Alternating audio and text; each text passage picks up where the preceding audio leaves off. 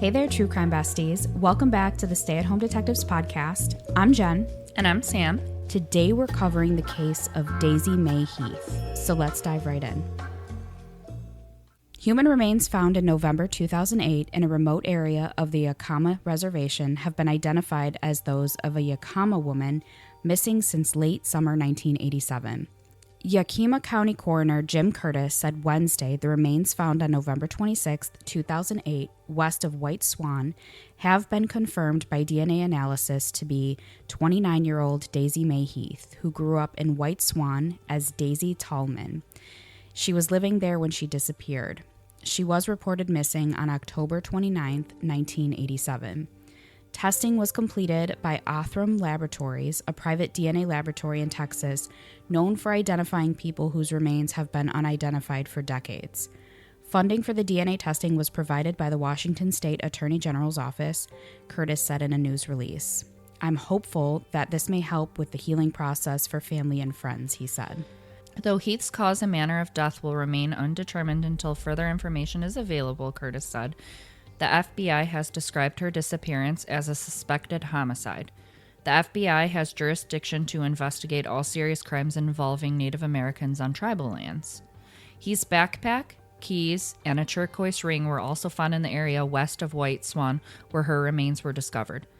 The land is closed to non-tribal citizens unless they have permission to be there. Road access is monitored when a guardhouse with a gate is staffed.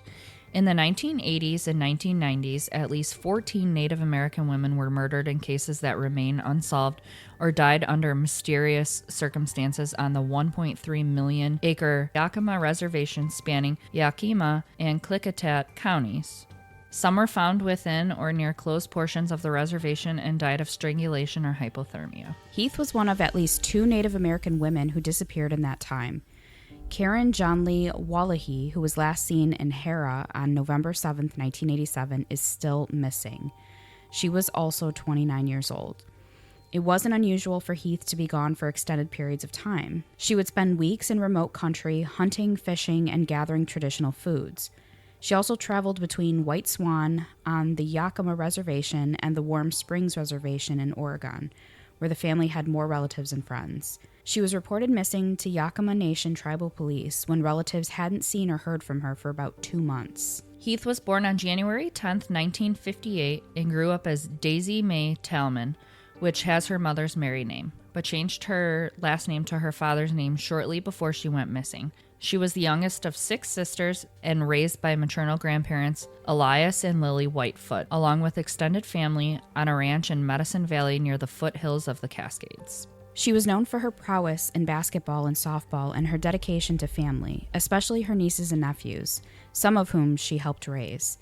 Though she was athletic and able to survive on her own in the region's rugged backcountry, Heath was struggling with 2 profound losses when she disappeared: the deaths in 1986 of her infant daughter and the beloved grandmother who raised her and her sisters. Heath was living with her sister Patricia Whitefoot and in a very vulnerable state when she disappeared. Whitefoot said during a March 2021 gathering of Yakama and Warm Springs sisters and close relatives of Heath and her cousin Agnes Whitefoot Laura. They remembered Heath and Laura, who was murdered in Wapato in April 1994. Relatives shared stories as they spoke of their missing and murdered loved ones. They wanted to ensure that their loved ones are remembered as people, not just statistics or case numbers, and let others know they will always be missed. I want to get the story of my sister out there, other than the fact that she is missing, Whitefoot said during the gathering. She was a good person. She was looked to in a very positive light by her sisters and family members and nieces and nephews she helped raise. So, kind of going off of her case is they don't know what happened to her.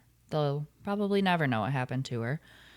When I was looking into the case, it almost kind of seems like maybe it could have been a suicide, but they're not thinking it's a suicide because of the other 14 Native American women that were found dead from strangulation or hypothermia, which doesn't make any sense. So they think that somebody was murdering all of these Native American women, which is really sad and scary to think about. Like, and you know, back in the 80s, I mean, we were just born in 1987 when she had went missing. So I mean, she was young when she went missing too. So it makes you think, like, obviously she was dealing with a lot of grief, and, you know, losing her infant daughter was probably a very intense process that she was going through. But I don't know, like, reading about it and like hearing her case really makes me think that she was murdered. I don't know what you think. Yeah, I definitely would say I think the same.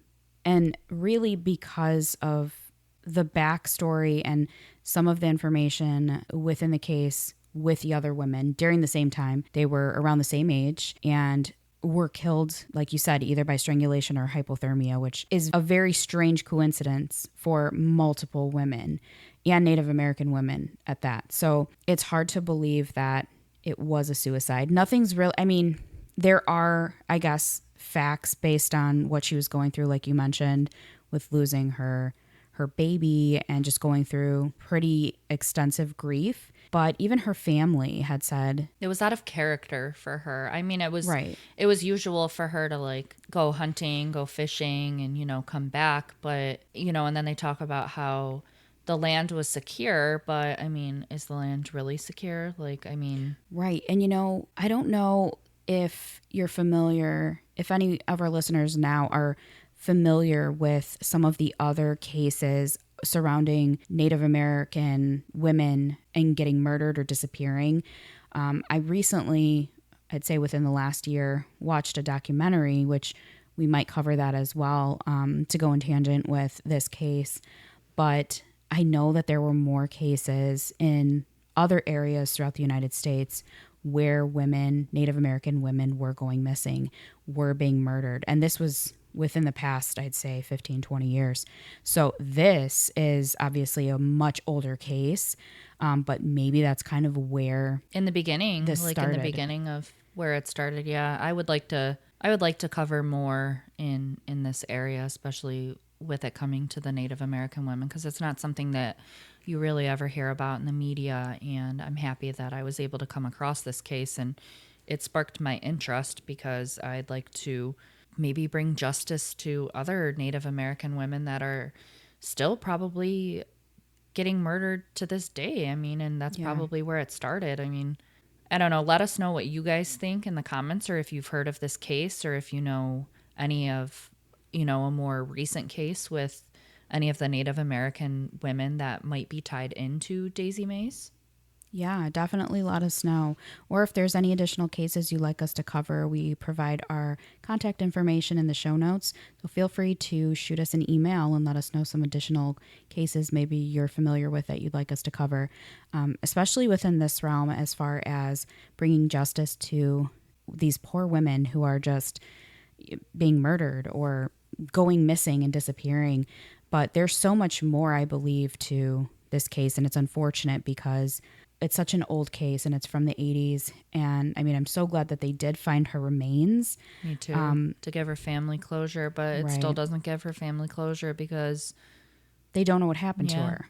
They don't know what happened to her. So it's unfortunate. Was there information about the autopsy report? I didn't see anything. If we come across any additional information on this case or updates or like potential autopsy report where we can get some information on whether they can actually confirm or deny whether it was a murder or suicide or whatever, we'll definitely do a follow-up. We'll do a part 2 and let you all know. But let us know what you think of this particular case. Let us know if you have any additional cases you'd like us to cover, and we will catch you next time. Bye.